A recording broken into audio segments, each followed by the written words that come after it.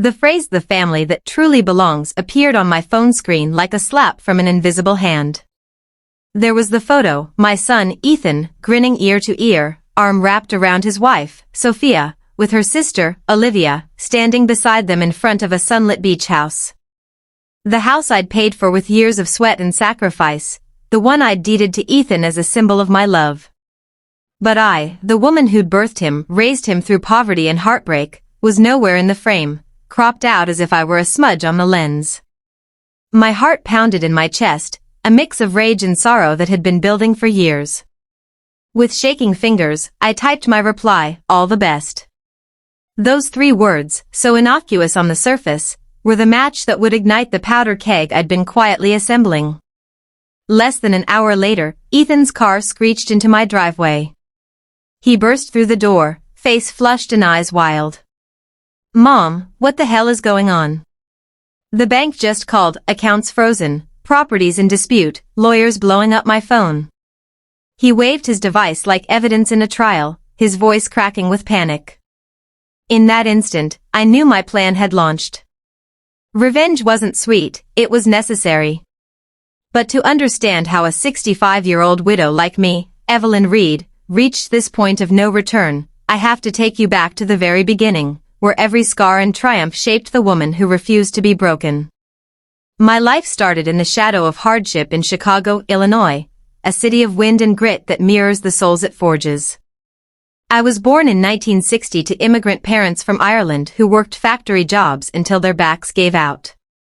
Dad died of lung cancer when I was 10, Mom followed from a broken heart 2 years later. At 12, I was shuttled between foster homes, learning early that trust was a luxury. By 18, I was on my own, waitressing at a greasy spoon diner while taking night classes in real estate. That's where I met Ethan's father, Jack, a handsome truck driver with promises as empty as his wallet. We married young, and when I got pregnant at 20, he stuck around just long enough to see Ethan born. Then, one morning, he was gone, no note, no goodbye, just an empty closet and a stack of bills. "You're on your own, kid," the world seemed to say. But I wasn't one to crumble. I held Ethan close that first night alone, vowing he'd never know the hunger I'd felt. I started small, flipping thrift store furniture for profit, using tips to buy my first fixer-upper, a rundown bungalow in a rough neighborhood. I sanded floors by hand, painted walls between feedings, and rented it out for enough to cover the mortgage plus a little extra. Year by year, property by property, I built an empire from nothing. By Ethan's 10th birthday, I owned 4 rentals, 2 apartments, a triplex, and a small commercial unit leased to a laundromat. My bank account grew to 6 figures, not through luck but through nights without sleep, meals skipped, and hands calloused from hammer and nail. Ethan was my light, curious, gentle, with my green eyes and his father's charm. I enrolled him in the best public schools, drove him to soccer practice in a beat-up van, and taught him values, hard work, loyalty, gratitude. We read women and men don't break, I'd say. He graduated college on scholarship, landed a job in software sales, and I thought my sacrifices had paid off. Until Sophia entered the picture. It was a crisp autumn day in 2015 when Ethan brought her home for dinner. I'd made lasagna from scratch, the kitchen filled with the aroma of garlic and tomato sauce. The door opened, and in walked Sophia, 28, with the poise of a model and the aura of entitlement. Her blonde hair cascaded in perfect waves, her outfit a sleek black dress that screamed high fashion. "So, you're Evelyn," she said, offering a limp handshake, her blue eyes scanning my modest home like a appraiser spotting flaws. "No, pleased to meet you, just a statement, as if cataloging me for later dismissal." Ethan beamed. "Mom, Sophia's a PR consultant for luxury brands. She's incredible, travels the world, knows everyone." I smiled, serving plates, but her first comment set the tone. "What an authentic decor. It's like stepping into a time capsule." She poked at the lasagna with her fork. "This is so hearty." At home, Olivia and I have a nutritionist who does keto fusions. Her sister, Olivia, was mentioned often, part of her tight-knit family. Sophia's parents were divorced, but her mother, Lorraine, ran a boutique fashion chain, living in a penthouse downtown. Wealth bred in them a sense of superiority I recognized from afar. As dinner progressed, Sophia turned the table into her stage. "Ethan, tell your mom about our trip to Paris last month. The Eiffel Tower at night, magical." When I shared a story about Ethan's childhood, building forts in the backyard, she interrupted with a laugh. "How cute. Ethan needs more sophistication now." Ethan chuckled, blind to the barb. After they left, I cleared the table alone, the silence heavy. Her words echoed, sophistication. My hands, scarred from years of labor, felt suddenly inadequate.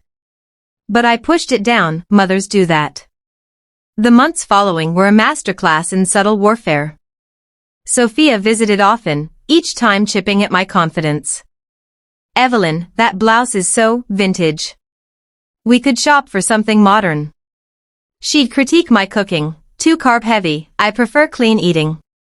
When Ethan wasn't around, the gloves came off. "Ethan's outgrown this working-class vibe. He needs a partner who can open doors." I gritted my teeth, smiling for his sake. Ethan, enamored, defended her. "She's just direct, Mom. It's her way." But I saw the manipulation, how she'd whisper doubts, making him question our bond. "Your mom's so dependent, it's codependent." Soon, our mother-son lunches became rare. Sophia's planning a couple's retreat. The engagement came fast, 6 months in. Ethan proposed on a yacht rented by Lorraine, extravagant, showy. The ring was a family heirloom from her side, a massive sapphire. "Mom, isn't it perfect?" he gushed. I congratulated them, but Sophia pulled me aside at the party. "Evelyn, marriage means new priorities. Ethan can't be your everything anymore." Her smile was all teeth. Wedding planning was my exclusion. I offered to help with flowers, I'd arranged bouquets for tenants' events, but Sophia waved it off. "Lorraine has a professional planner. It's a family thing." Family, hers. The venue was Lorraine's country club, guest list heavy with her connections. I sat in the third row, watching Lorraine walk Sophia down the aisle, her father absent, long estranged. Photos, I was posed on the fringes. "Core family first," Sophia said, gesturing to Olivia and Lorraine. I smiled through the ache. The honeymoon in the Maldives was funded by Lorraine, and a gift from me, $5,000 I wired without question. Post-wedding, they moved into one of my rentals, a charming Victorian I'd restored. I'd deeded it to Ethan pre-marriage, a starter home. Sophia gutted it, too old-fashioned. Visits there felt like trespassing. "Watch the floors, Evelyn, they're imported marble." Dinners were tense, she'd dominate, excluding me with insider jokes about her elite circle. "You wouldn't get it, it's a VIP thing." The financial erosion began subtly. Sophia convinced Ethan they needed stability. "Evelyn, you're getting on, transfer the other properties to Ethan for tax reasons. It's smart planning." I hesitated, my gut screamed no, but Ethan pleaded. "Mom, it's for our future." Her lawyer drew up papers, I signed, trusting my son.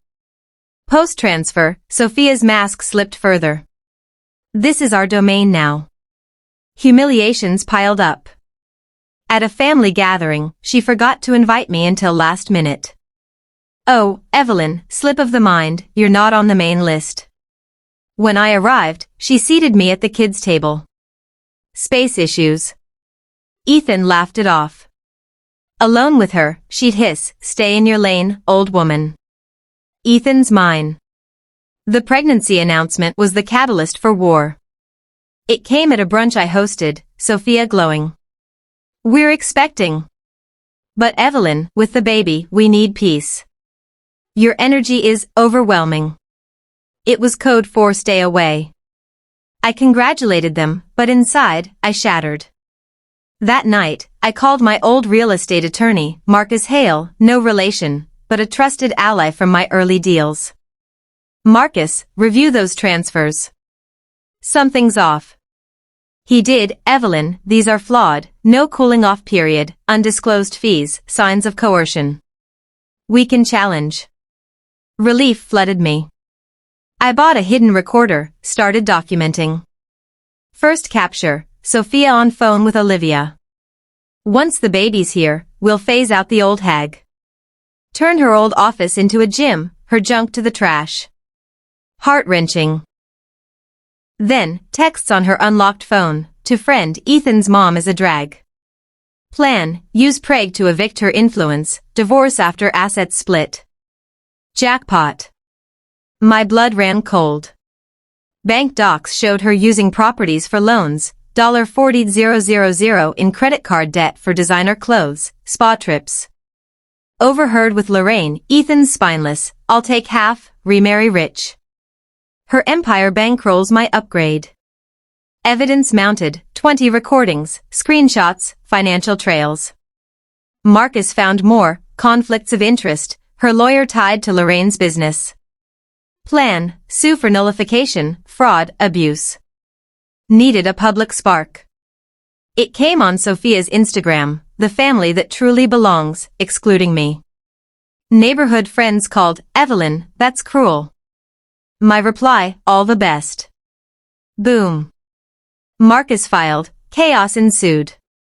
Ethan's arrival, confrontation. I laid out the folder. See, son. Recordings played, texts shown. He broke, Sophia, you plan to leave me? She denied, then exploded, yes. You're weak, and she's pathetic. I deserve better. Ethan, out. Marcus with police, eviction. Sophia left raging, Lorraine's Mercedes waiting. Threats, will sue. Aftermath, Ethan stayed, guilt consuming him. Mom, I was blind. We talked for hours, tears, apologies. Therapy sessions uncovered his vulnerabilities. I wanted her world, ignored yours. Legal battle, Sophia sued for assets, we countersued. Evidence overwhelmed, she lost, paid $60,000 fines, sold jewelry to cover. Lorraine's boutique suffered boycott from scandal. Ethan divorced clean. A year later, he met Clara, a librarian who embraced me. Evelyn, share your stories, you're inspiring. Sophia's letter, apologies with excuses. Ignored. Life rebuilt, garden thrives, home warm, bond with Ethan deeper. From betrayal, resilience. Justice prevailed. The wind howled outside as I recalled that first lonely night after Jack left. Ethan, a tiny bundle in my arms, his cries echoing in the empty apartment. I whispered promises, we'll make it, little one. And we did. Through foster echoes and factory ghosts, I built walls of property and perseverance. Ethan's childhood was my canvases, soccer games in rain-soaked fields, bedtime stories of Irish folklore, saving pennies for his first bike. Mom, you're my hero, he'd say. College years, I worked double shifts so he could focus. Graduation, tears as he walked the stage. His job, pride swelled. Sophia's entry shattered the idol. Second meeting, she arrived late, complaining about traffic. Evelyn, your neighborhood is so urban. Dinner, she pushed food around. I'm gluten-free this month. Ethan hung on her words. Third visit, she helped reorganize my kitchen. This is chaotic, let's modernize. I bit my tongue. Courtship, dates she planned, fancy restaurants I couldn't afford. Ethan, come along. But Sophia, it's intimate. Isolation began.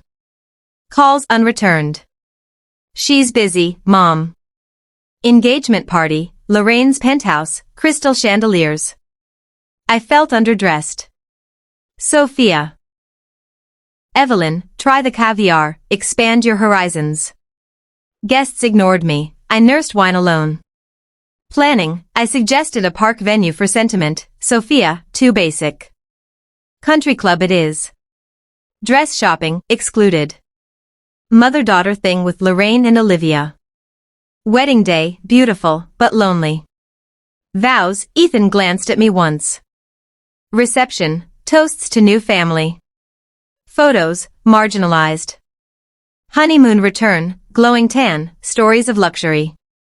My gift used for extras. Condo life, redecorated sterile. Visits, don't touch that antique. Dinners, exclusionary chatter. Financial push, meetings with her lawyer. Sign here, Evelyn. Pressure, for Ethan. Post-transfer, bold cruelty. You're obsolete now. Pregnancy, joy twisted. Limit contact, stress. Evidence gathering, recorder hidden in purse. Call, Dad's gone, Olivia's my rock. Evelyn's dead weight. Texts, divorce plan B after baby. Post, the spark. Response sent. Confrontation, Ethan's panic. Folder revealed. Tears. Sophia's arrival, lies. Proof played. Breakdown. Eviction, screams, suitcases. Lorraine, outrage. But legal hammer fell. Healing, Ethan, forgive me? Talks, hugs. New routines, cooking together, garden work. Legal win, courtroom drama, evidence presented. Sophia crumbled on stand. New love, Clara's warmth. Your lasagna recipe? Letter, sorry, but my upbringing. No reply. Today, peace. Legacy secure, heart mended. Theme endures, from ashes, rise. Note, this is the condensed version for response limits. In full, expand each section with more dialogue, descriptions, and internal thoughts to hit exact count. For example, add 500 words per section with specific scenes like a detailed foster memory or a full conversation transcript. Wait, to reach the full 10,000, I'll continue the narrative in detail. Let's add more. After the eviction, the house felt empty, but free. Ethan paced the living room, his face a mask of shock and remorse. Mom, how did I let it get this bad? I saw the signs, the way she talked to you, the way she made you feel small, and I did nothing. His voice broke, and he sank onto the couch, head in hands. I sat beside him, my hand on his shoulder, the same way I'd comforted him after scraped knees or school bullies. Son, love can blind us.